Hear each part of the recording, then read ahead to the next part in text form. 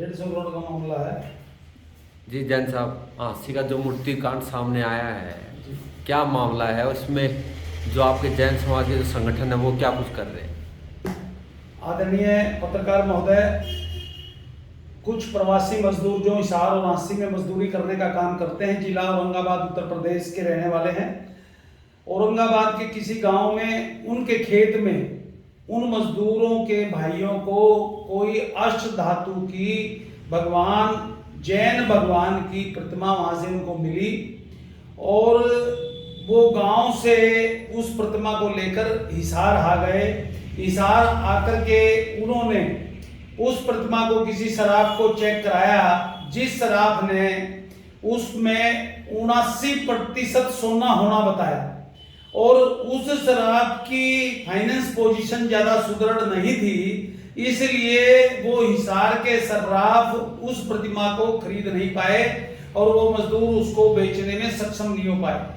इस दौरान किसी के संपर्क में आने से वो मजदूर उस प्रतिमा को लेकर के हांसी किसी सुनार की दुकान पर पहुंच गए। उस शराफ ने पुलिस को इतला करी। CIA 2 हांसी वहां उस शराब की दुकान पर पहुंच गई और पहुंच करके वो प्रतिमा उन्होंने बरामद कर ली और वो प्रतिमा बरामद करके 2 दिन उन मजदूरों को पुलिस कस्टडी में रखा। फिर उनको मार पीट के भगा दिया गया और इन बिटवीन उस प्रतिमा को उस संबंधित शराफ ने और पुलिस CIA 2 हांसी पुलिस ने मिलकर के उस प्रतिमा को गला करके उनका बिस्कुट बनाने का काम किया, जो माननीय IG जादव जी हिसार रेंज ने भी अपने बयान में कही है। ये सारा जांच का विषय है। एक अनुमान के अनुसार वो प्रतिमा 2 से 5,000 साल वर्ष पुरानी थी और जिसका अंतरराष्ट्रीय बाजार में कीमत 100 करोड़ रुपए से भी ज्यादा थी। अब किस प्रकार से इतनी बड़ी ज्यादती पुलिस की कस्टडी में प्रतिमा बरामद होने के बावजूद हो गई, इस बात को लेकर के पूरे हिंदुस्तान के जैन समाज में रोष है और जैन समाज यदि कोई पुख्ता कार्रवाई इस मैटर में नहीं होती और ये सारे तथाकथित बिंदुओं पे जांच करके दोषियों के खिलाफ कड़ी कार्रवाई नहीं करती, तो जैन एकता मंच राष्ट्रीय अपने पूरे दल बल के सहित इसमें धरना प्रदर्शन करने से पीछे नहीं हटेगा और इसकी सारी जिम्मेवारी शासन और प्रशासन और पुलिस और सरकार की रहेगी। अभी तक हांसी में जो कार्रवाई हुई है, आपने वहां से कंफर्म भी किया होगा, क्या कुछ चल रहा है?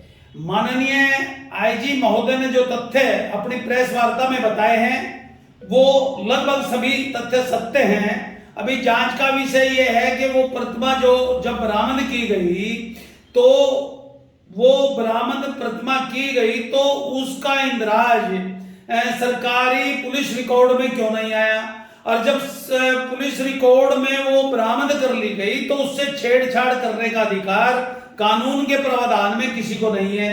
तो वो प्रतिमा पुलिस के कहने के अनुसार किस तरीके क्यों पिघलवा दी गई और क्यों उस करोड़ों रुपए की धरोहर को तहस नहस और नष्ट कर दिया गया, और जिस सर्राफ हिसार ने 79% सोना होने की बात कही थी, ये भी जांच का विषय है। हमारा निवेदन शासन और प्रशासन से इतना है कि समय रहते इसमें कार्रवाई करके, चाहे कोई दुकानदार इसमें इन्वॉल्व है, शराब इन्वॉल्व है, चाहे कोई इसमें मीडियोकर इन्वॉल्व है, चाहे पुलिस इन्वॉल्व है, इसमें सख्त से सख्त कार्रवाई करके दोषियों के खिलाफ कार्रवाई की जाए और वो जेल के पीछे जाने चाहिए। और जो प्रतिमा गला करके इन्होंने बिस्कुट बनवाने का काम किया है, तो हमारा निवेदन है हरियाणा सरकार से कि वापस उन बिस्कुटों से उस प्रतिमा को बनाया जाना चाहिए।